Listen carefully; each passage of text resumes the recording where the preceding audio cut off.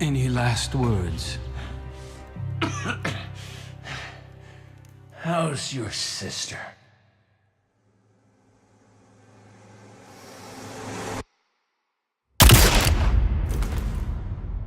Year 1 of Destiny 2 has come to a close, and with that, the release of Destiny 2 Forsaken, an all-new expansion including a brand new campaign, whole new raid, couple new game modes, and a swath of new loot. For this video, I'm going to be focusing on just the story, so from the beginning to the end, just the main story, not much of the end game, none of the other new modes or the raid.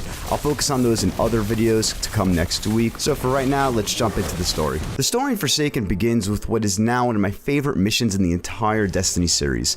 Escapees are breaking out of the Prison of Elders, both a location and a game mode from the original Destiny, so Cayde 6 calls upon you, the player, to help him get everything back in order. As I began to hear the distinct sirens coming for the prison, I remembered where I was. This is where I had spent countless hours in Prison of Elders grinding for loot with friends just a couple of years ago, albeit this time from a different perspective.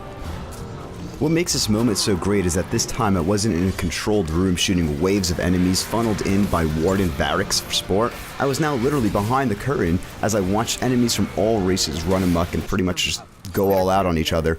Witnessing two yellow bar enemies just fighting each other while ignoring you really made this a standout moment in Destiny. While you're running through the prison, you're doing all this alongside Cayde 6, actually being there, not just over the comms though.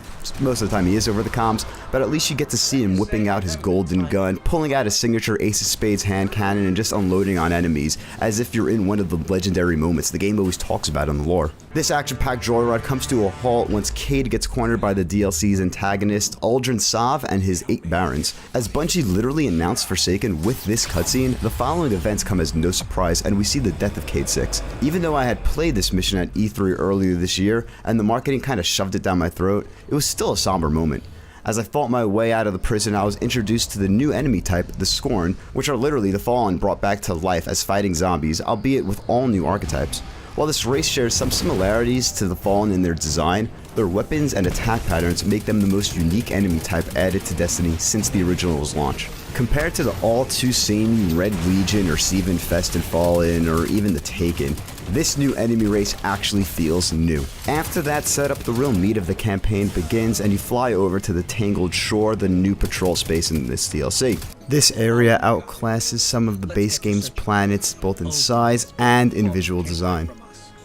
Here you'll meet a Jabba the Hutt-esque figure, the Spider, who helps you hunt down the 8 Barons that helped kill Cayde 6 and ultimately confront Prince Uldren himself. The Barons are all unique bosses who have their own backstories and gimmicks and can be fought in any order the player chooses.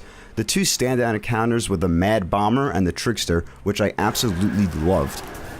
To take down the Mad Bomber, you had to jump around an explosives-filled arena, dismantling bombs just like you would in a game of Prison of Elders, while the Trickster was in a smaller area, requiring you to have a keen eye to distinguish between rigged ammo pickups and real ones, all while tossing explosive engrams towards the Baron to break his shield. When I first heard that this DLC would focus on 8 different bosses, I was a little skeptical and thought that they all might be the same bullet spongy enemy, but I couldn't have been more wrong. Even the weakest Baron, in my opinion, the Rifleman, a sniper who would have decoy versions of himself around the map, was still entertaining, albeit a little easy to kill. Eventually, you catch up to Uldren Sov, Cayde's killer, and have a final showdown with him. While I heavily enjoyed the first 4/5 of this campaign, I was left very confused, so much so that I had to consult the Destiny lore Discord channel to fully comprehend what I just saw, and slightly disappointed honestly.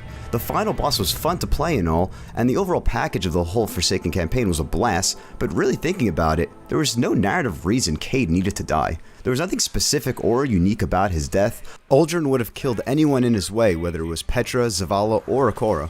Cayde was just in the wrong place at the wrong time. Looking back at the whole release cycle of this, seeing everything Bungie and Activision hyped up, Cayde's death feels like more of a marketing stunt to get players into the game rather than something the story would naturally come to. That they had to do something big and final to star as the highlight of the expansion. In the end, the death honestly just didn't feel earned. This story is most certainly a personal tale of vengeance, but by the end of it, I didn't feel any amount of closure. There's no Hunter Vanguard to replace Cayde, and I'm just left scratching my head thinking, now what? With that said, I would be remiss if I didn't mention Forsaken's implementation of lore within the game. A new menu tab called Collections was added with this update, where you can now sift through pages upon pages of text, which really help flesh out the characters and world of Destiny. I've always said that Bungie has done a really poor job with narrative and telling a story in Destiny, which could be seen with this Cage event, but they have always been amazing writers when it came to the deep lore. While some pieces require vast knowledge of the history of this fictional world in order to fully comprehend, others are more one-off riveting tales of human stories. It's honestly a shame Bungie has such trouble translating this lore into a great narrative, but after 4 years, Destiny fans are more than accustomed to it. After all that said and done, I enjoyed Forsaken's campaign. I think the way it was structured with 2 spectacular opening missions, then the 6 barons that you take on as adventurers, and then finally, confusing but overall fun conclusion. I'd recommend this to anyone looking for more Destiny content. Thank you for watching this video, and remember, once again, we will have way more Destiny content coming out all this week, whether it's raid coverage, Gambit coverage, highlights, no matter what, you'll catch it on PS Best Friends YouTube channel, so make sure you hit that subscribe button so you'll know when that's coming. Also check out our podcast on iTunes, PS Best Friends, and have a great day.